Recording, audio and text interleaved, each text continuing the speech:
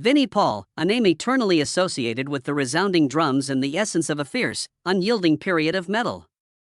Beyond merely the drummer of Pantera, he epitomized resilience, defiance, and steadfast dedication to music, even as the world disintegrated around him. Through his formidable drumming style, renowned double bass technique, and the ethos of live, loud, die proud, Vinnie transcended mere timekeeping for the band. He maintained the pulse of millions of fans worldwide. He secured his position among the most illustrious drummers in heavy metal history, positioned beside icons such as Lars Ulrich and Dave Lombardo. Albums such as Cowboys from Hell, Vulgar Display of Power, and Far Beyond Driven were not only milestones in Pantera's career. They exemplified Vinnie's innate aptitude and his idea of live, authentic, and vigorous engagement. Could the acclaim, the jeers, and the applause of the stage obscure the void he bore following the tragic demise of his brother, Dimebag Darrell? A man who consistently enlivened social gatherings, yet passed away silently and in solitude due to heart illness at the age of 54. What factors contributed to the development of such a man? What was irrevocably lost after the final drumbeat ceased? Let us explore the narrative of Vinnie Paul, the individual who maintained the rhythm for an entire generation, focusing on his early life. Although he loomed on stage like a metallic colossus driven by unbridled fury, Vinnie Paul was fundamentally a Texan nurtured in music and discipline, an improbable amalgamation of Southern heritage and insubordinate impulse. He was born on March 11, 1964, in Abilene, Texas, to a family profoundly entrenched in music. His father, Jerry Abbott, was a country musician, sound engineer, and subsequently a producer who established the inaugural home studio for his kids, where Vinnie and his younger brother, Darrell Lance Abbott, later recognized as Dimebag Darrell, commenced their initial jam sessions. In that humble abode resonating with strings and rhythms, Vinnie was originally urged to play brass instruments, although he swiftly gravitated towards the drums and the primal rhythm they evoked. From an early age, Vinnie exhibited hyperactivity, seeking loud sounds and rapid tempos while displaying a disdain for conformity. In contrast to Darrell's fixation on guitar technique, Vinnie was drawn to iconic rock drummers such as Peter Criss, Alex Van Halen, and Tommy Aldridge, who motivated him to cultivate a vigorous, high-impact playing style. Remarkably, Vinnie was completely self-taught, depending exclusively on gut and intuition, yet he exhibited an exceptional innate sense of timing and rhythm. From the outset, Vinnie and Darrell established an indissoluble connection. Beyond mere siblinghood, we were musical soulmates who intuitively comprehended one another with every beat and riff. During their adolescence, they commenced performing in local clubs, under subdued illumination, throughout extended nights of music, and amidst the exuberant cheers of inebriated metal enthusiasts. In 1981, at the age of 17, Vinnie and Darrell formally established Pantera, initially adopting the prevalent glam metal genre. However, beneath the cosmetics and ostentatious attire, Vinnie sensed that something was off. He wanted denser, unrefined, and more forceful sound. In conjunction with his brother, he discreetly orchestrated a metamorphosis, a genuine insurrection that would ultimately redefine the annals of heavy metal. Vinnie Paul's early life was characterized by a professional musical atmosphere rather than trauma or familial adversity. A steadfast blood connection with his talented younger brother, along with a fervent dedication to drumming, transformed him into a warrior, prepared to confront the tumultuous and eternal challenges that awaited him. The journey with Pantera did not emerge into the limelight. It was created through toil, sacrifice, and numerous unrecognized nights of determination. In 1981, Vinnie Paul and his younger brother Dimebag Darrell established the band as two exuberant Texas adolescents performing Van Halen songs in local pubs, adorned with voluminous hairstyles, lustrous leather trousers, and pursuing the glam metal aspiration. During its formative years, Pantera adhered to the glam metal movement, akin to numerous other bands, releasing 4 independent albums. Nonetheless, their influence remained mostly confined to the American South. At that time, Vinnie was an exceptionally disciplined drummer, accountable not only for the beat but also for the internal structure of the ensemble. Dimebag embodied the artistic essence, whereas Vinnie represented the operational intellect, characterized by seriousness, composure, and steadfastness. They were akin to opposing poles of the same stream, entirely dissimilar, yet incapable of existing independently of each other. Even although the music they performed had not yet gained widespread acclaim, their fraternal bond remained unwavering. In 1987, a significant transformation occurred when Pantera substituted main vocalist Terrence Lee with Philip Anselmo. Phil introduced a novel energy, untamed, fierce, and profound. Vinnie instantly comprehended. Glam metal was no longer viable. From that point forward, Pantera entirely discarded their ostentatious 1980s persona and evolved into a heavier, grittier, and more aggressive entity. A sound that would be recognized as groove metal, pioneered by Pantera. Cowboys from Hell, released in 1990, was the inaugural release. Vinnie played the drums with an intensity that made each fill feel like a slap to the face, synchronizing with Dimebag's razor-sharp riffs to produce an unmistakable sound, although that was merely the inception. With the release of Vulgar Display of Power in 1992, Pantera transformed into a formidable force. Vinnie was no longer only playing the drums, he was asserting dominance through them. Proceed, This Affection, Vocalize for Conflict, all constructed upon foundations that Vinnie established like indomitable concrete. He did not require velocity to captivate. He overwhelmed listeners with gravity, expansiveness, and near-military accuracy. During the decline of thrash metal and the ascent of grunge, Pantera emerged as metal's most formidable counteraction, with Vinnie sustaining its vitality. Exceeding the boundaries set by Driven, 1994, Pantera were not merely rebelling, they were triumphing. The album premiered at #1 on the Billboard 200, an almost inconceivable achievement for a pure metal band lacking radio successes and any form of compromise. Vinnie continued to oversee operations, including production, sound management, tour itineraries, and occasionally, the management of Phil, who was descending farther into addiction and self-sabotage. However, as Pantera ascended, they increasingly became fragmented. Phil Anselmo was further aloof and erratic, frequently missing recording sessions. Vinnie, a stringent perfectionist, could not endure the absence of discipline. For him, it was not merely a bandmate departing, it was a betrayal of his family. Vinnie endeavored to maintain composure, although Phil did not.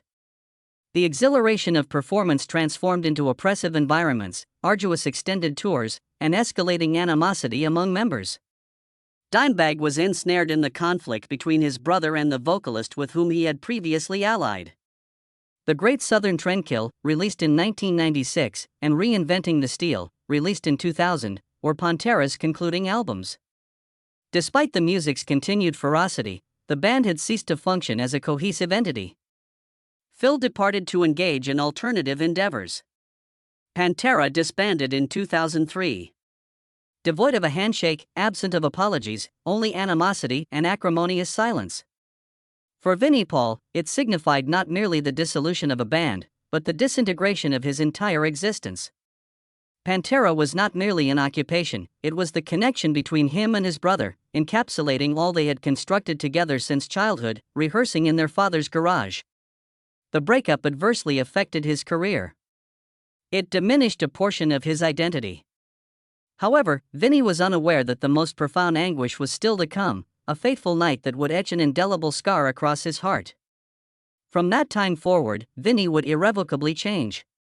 Catastrophe and regeneration. Following Pantera's dissolution marked by silence and resentment, Vinnie Paul virtually vanished from the stage. He declined to discuss the band, evaded the media, and retreated into his own realm, where recollections of a once thriving metal empire had now disintegrated into ashes.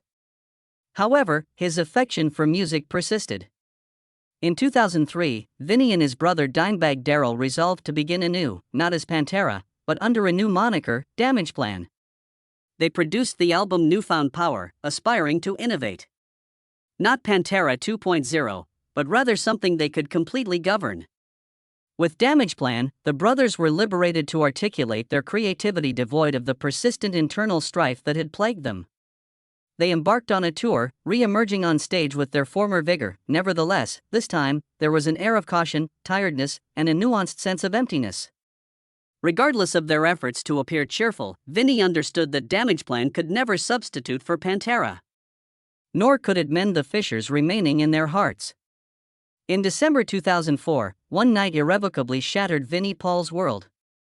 On the evening of December 8, During Damageplan's performance at the El Rosa Villa nightclub in Columbus, Ohio, an armed assailant invaded the stage and fatally shot Dimebag Darrell in Vinnie's presence. Nathan Gale, a former Marine afflicted with delusional schizophrenia, claimed that Dimebag had appropriated his music, and he arrived that night with the explicit intention of murdering a musician revered by millions. He discharged a total of 15 rounds, resulting in the fatalities of 4 individuals, and was ultimately subdued when a police officer ascended the stage and fatally shot him. Vinnie positioned himself within a few feet distant. He observed his brother, his musical counterpart, his collaborator of over 2 decades, collapse on the stage they had regarded as their own. Such pain is indescribable. No brother is ever equipped to observe the murder of his sibling on stage. No musician can remain upright following such a calamity. That night, a fragment of Vinnie's essence perished with Dimebag, and from that point forward, he ceased to be Vinnie Paul of Pantera. Subsequent to Dime's demise, Vinnie vanished once more. He rejected any proposals for collaboration, terminated communication with previously close friends. He led a solitary, sequestered existence, accompanied solely by his beloved, Chelsea, and an abundance of drink. Not to become inebriated, but to attain oblivion. Nearly 3 years elapsed before Vinnie engaged with a drum kit once more, this time not with his brother, but with unfamiliar individuals. In 2006, Vinnie received an invitation to join Hellyeah, a metal supergroup established by members of Mudvayne and Nothingface. Initially, he categorically declined. He once stated that he had nothing remaining to play. After considerable coaxing, he consented to attempt it, but only once. The initial jam session elicited tears from him, not due to its auditory quality, but because, for the first time since that traumatic night, Vinnie sensed a return to breathability. Dimebag is irreplaceable. However, with Hellyeah, he returned to the drums, perspiring, experiencing the yells and bass resonate through his chest, a sensation only a stage artist can genuinely comprehend. Hellyeah was not Pantera. It was unnecessary. For Vinnie, it represented a site of rejuvenation. In 2007, they launched their debut album, marking Vinnie's official comeback to the metal scene, not as an idol, but as a survivor. In the subsequent years, he toured with Hellyeah, published other records, and endeavored to lead a conventional life, however those familiar with him could discern the truth. Vinnie never really reconciled with Dimebag's demise. He consistently bore his brother's ashes within a pendant. An empty chair remained adjacent to his drum equipment, where Dime once occupied. Within him sat an unfillable quiet. He once said, "I wouldn't be alive." And so he stayed. Playing, screaming, laughing, drinking, and living, battered, but unbreakable. It was the only way Vinnie Paul knew how to survive hell. Personal life. On stage, Vinnie Paul was the embodiment of raw energy, long hair draped over a beaming face, a smile that never faded, and drum hits that felt like punches thrown into the air.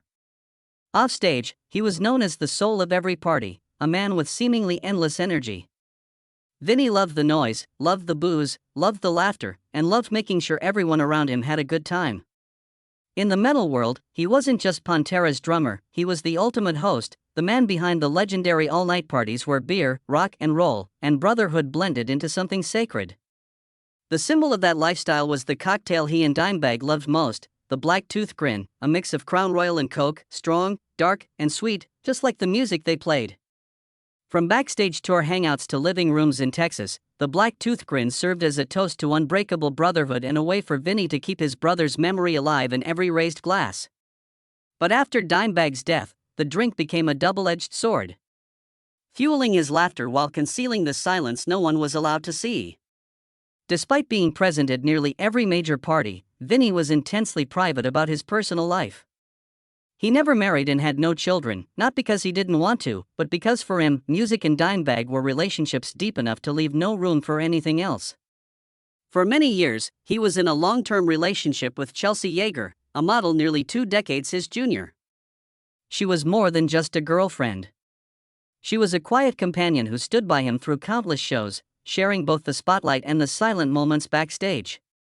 Vinnie once said he didn't like being alone, but he didn't need a crowd either. What he truly needed was music, whiskey, and memory.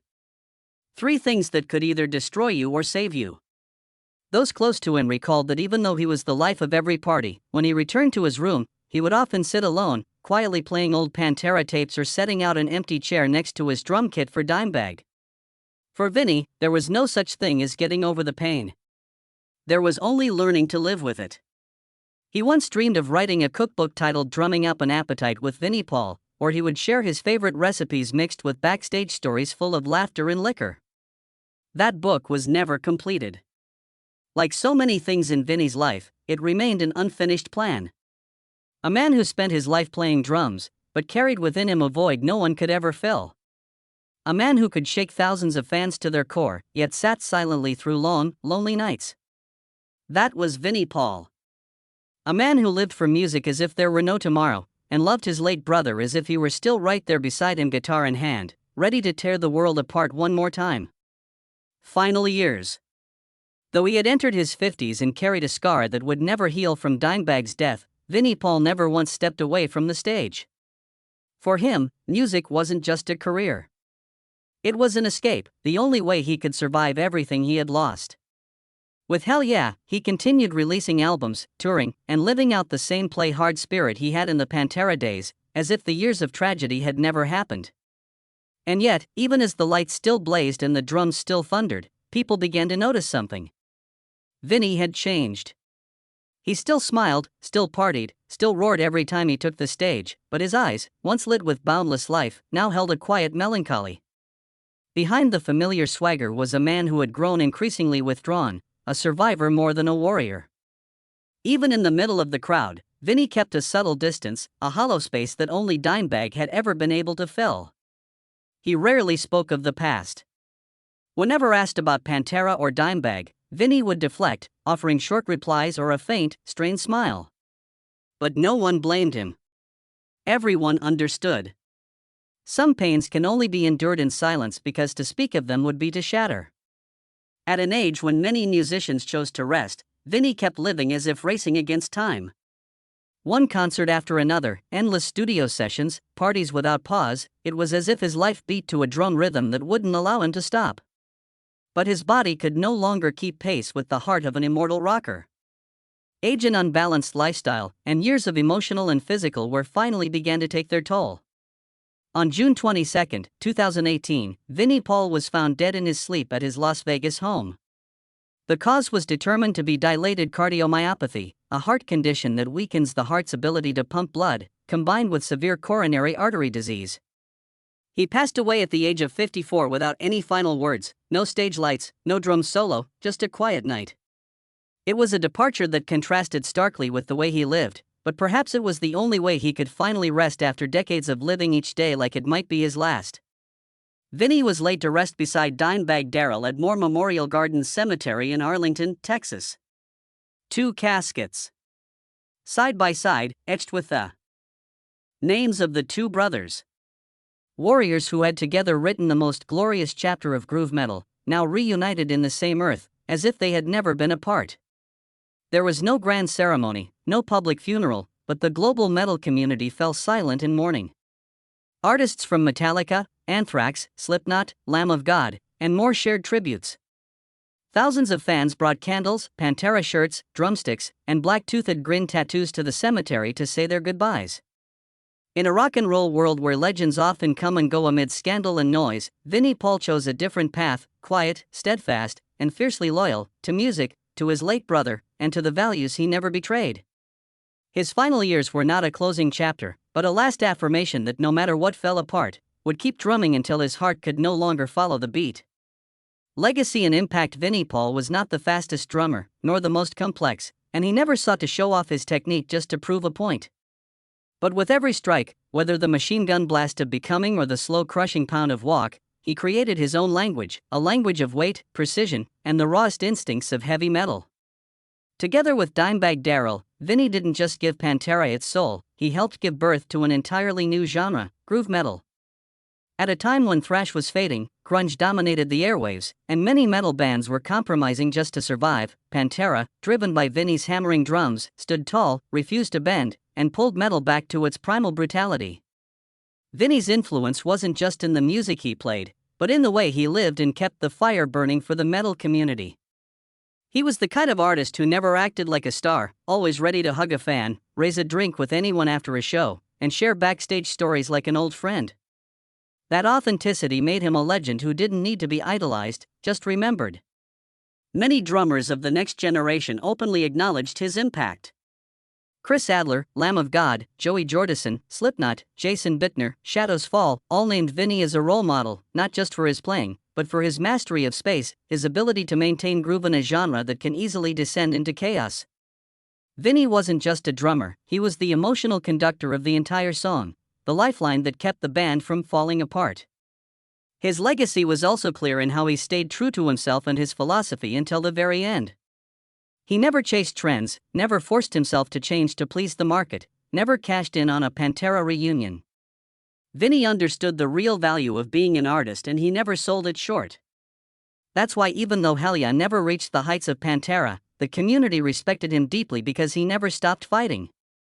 Today, the name Vinnie Paul isn't just listed among the greatest metal drummers, it's etched into a golden era. A time when heavy metal didn't need gimmicks, stages didn't need laser lights, and artists didn't need scandals to be seen.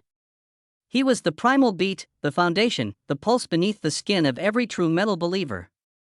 At the cemetery in Arlington, Texas, beside Dimebag Darrell's grave, there is a headstone engraved with the words "Don't ever think it's not worth it. Fight until you can't." That line isn't just a life philosophy. It's the entire life of Vinnie Paul, the man who kept time for an entire generation, not with words, but with drum beats born from a heart full of blood, full of fire, and that never once knew surrender. Vinnie Paul didn't fade away like a dying star. He went out like one final drum beat echoing through the darkness, loud enough to awaken, deep enough to haunt, and real enough to never be forgotten. He didn't need radio hits, million-dollar studios, or spotlights shining on his name. All he ever needed was his drum kit, a brother with a guitar by his side, and a crowd of screaming fans, and that was enough for a life worth living. From piecing together riffs in his father's garage to topping the Billboard charts with Pantera and finally shattering into Blood and Tears in Columbus, Vinnie Paul walked a path no one else could ever replicate. He was the embodiment of loyalty to music, to Dimebag, and to his own true self, even if it cost him his youth, his family, and ultimately his life. What do you think of the life of Vinnie Paul? A journey filled with pain, fire, and unbreakable spirit. To you, what is the greatest legacy he left behind? Was it the relentless drum beats? The brotherhood that defied death, or the live, loud spirit that never once broke? Share your thoughts in the comments below and don't forget to hit like and subscribe to keep joining us on the journey through the immortal legends of rock and metal.